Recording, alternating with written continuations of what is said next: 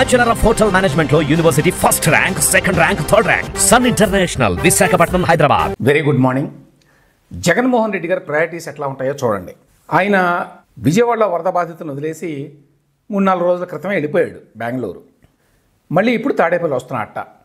మరి ఇవాళ రేపైతే వస్తున్నాడు, ఎందుకంటే వాళ్ళ ప్రోగ్రాం రిలీజ్ చేశారు. అక్రమ కేసులో అరెస్ట్ అయిన అక్రమ కేసు అట మాజీ లోక్సభ సభ్యుడు నందిగం సురేష్ను వైఎస్ఆర్సీపీ అధినేత మాజీ ముఖ్యమంత్రి వైఎస్ జగన్మోహన్ రెడ్డి పరామర్శించనున్నారు. 11వ తేదీ అంటే రేపు బుధవారం ఉదయం 11 గంటలకు ఆయన గుంటూరు జైలుకు వెళ్ళి నందిగం సురేష్ను కలుసుకుంటారు అని చెప్పి వైసీపీ వారు అధికారికంగా ఇచ్చినటువంటి ప్రెస్ నోట్. ఇవి జగన్ ప్రయారిటీస్.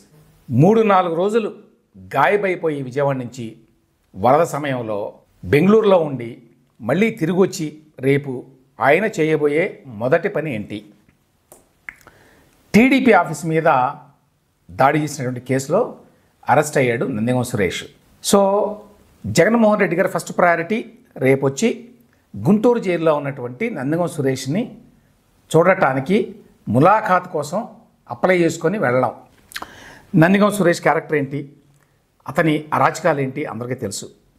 గతంలో అంటే 2015 ఆ ప్రాంతంలో అమరావతిలో ఒక తోటని తగలబెట్టినటువంటి ఘటనలో టీడీపీ ప్రభుత్వం అతని మీద ఏదో కేసు పెట్టింది. అప్పట్లో ఒకసారి అరెస్ట్ కూడా చేసినట్టున్నారు.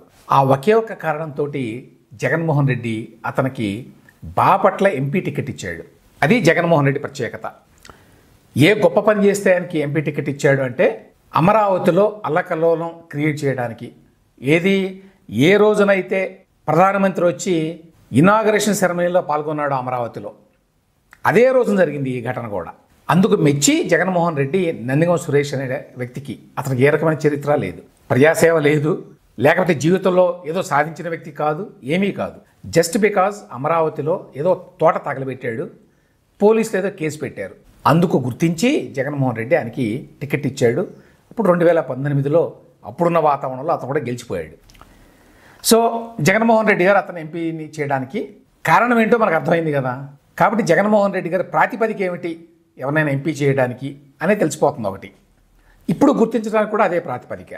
ఎంపీ అయిన తర్వాత అయినా పోనీ నందిగం సురేష్ ఏమైనా చేశాడా? ఆంధ్ర రాష్ట్రానికి ప్రజలకి ఎంపీ పదవి స్థాయిని దిగజార్చిన వ్యక్తి అతను. రాష్ట్రానికి చేసిన మంచి పని ఒక్కటి కూడా లేదు యాక్చువల్గా చెప్పాలంటే. ఇంకా గమ్మత్ ఏమిటంటే ఇప్పుడు ఏమన్నా ప్రజల కోసం పనిచేసి ఏదైనా పబ్లిక్ కాజ్ కోసం పనిచేసి జైలుకి ఏమైనా వెళ్ళాడా? ప్రతిపక్షం ఆఫీస్ మీద దాడి అనేటువంటి అత్యంత హీనమైన పని చేసినందుకు అరెస్ట్ అయ్యాడు, జైలుకి వెళ్ళాడు. అతని మీద చాలా అవినీతి ఆరోపణలు ఉన్నాయి.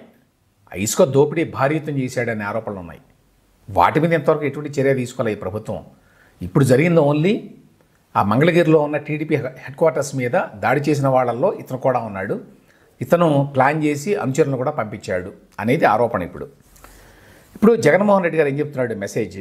నాకు తోడుగా నా వెంటే ఉండేవాళ్ళు దొంగలైనా చట్ట వ్యతిరేకమైన పనులు చేసినా వాళ్ళకి నేను అండగా ఉంటాను.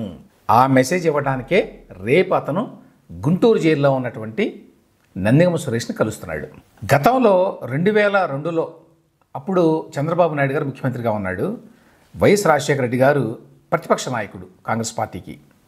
ప్రతిపక్ష నాయకుడిగా ఉండి ఒక మర్డర్ కేసులో శిక్ష పడి కన్విక్ట్ అయ్యి జైల్లో ఉన్నటువంటి గౌరు వెంకటరెడ్డిని కలవడానికి ఆయన వెళ్ళాడు కర్నూలులో జైలుకి, ములాఖాత్. దాని మీద అప్పట్లో పెద్ద సంచలనం రేగింది. ఎందుకంటే అప్పటికి ఇట్లాంటి పొలిటికల్ కల్చర్ ఇంకా లేదు. జైల్లో ఉన్నవాళ్ళని ముఖ్యమైన రాజకీయ నాయకులు, అందులోనూ వైఎస్ రాజశేఖర రెడ్డి లాంటి ఒక స్థాయిలో ఉన్న నాయకులు, పీసీసీ ప్రెసిడెంట్గా ఉన్న వ్యక్తి వెళ్ళి కలవడం అనేది జనం ఆ రోజున నొచ్చుకున్నారు చాలా. అదేంటి జైల్లో కన్విక్ట్ అయిన వ్యక్తిని కలవడానికి వైఎస్ గారు ఎట్లా వెళ్ళారని చెప్పి పెద్ద సంచలనం కలిగించింది అప్పట్లో.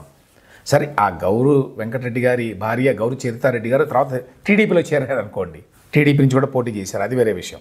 కానీ ఇక్కడ పాయింట్ ఏంటంటే అప్పుడు వైఎస్ గారు అట్లా చేశారు, ఇప్పుడు జగన్మోహన్ రెడ్డి గారు కూడా అదే చేస్తున్నాడు. అంటే జగన్మోహన్ రెడ్డి కూడా ఇప్పుడు తన ఫ్యాక్షన్ మూలాన్ని గుర్తుకు తెస్తూ దాడులు చేసిన వాళ్ళని, అరాచకాలకు పాల్పడ్డ వాళ్ళని, సంఘ విద్రోహ కార్యక్రమాలకు పాల్పడిన వాళ్ళని జైల్లో కలవడానికి ఉత్సాహపడుతున్నాడు. దీన్ని బట్టి ఏమిటంటే ఇంత ఘోరమైన ఓటమి తర్వాత కూడా జగన్మోహన్ రెడ్డి గారిలో ఆయన వైఖరిలో ఎటువంటి మార్పు లేదు అని చెప్పి స్పష్టంగా అర్థం చేసుకోవచ్చు. రెండవది, అప్పటికి ఇప్పటికీ ఆయన ప్రయారిటీ ఏదో విధంగా అధికారాన్ని సంపాదించుకోవాలని తప్ప రాష్ట్ర ప్రజల గురించి కానీ, విజయవాడలో వరద బాధితుల గురించి కానీ, రాష్ట్రం ఎదుర్కొంటున్న సమస్యల గురించి కానీ కాదు. అతని ప్రయారిటీసు అతనికి చాలా స్పష్టంగా తెలుసు. మరొకసారి ఆ విషయం అర్థమైంది మనకు కూడా.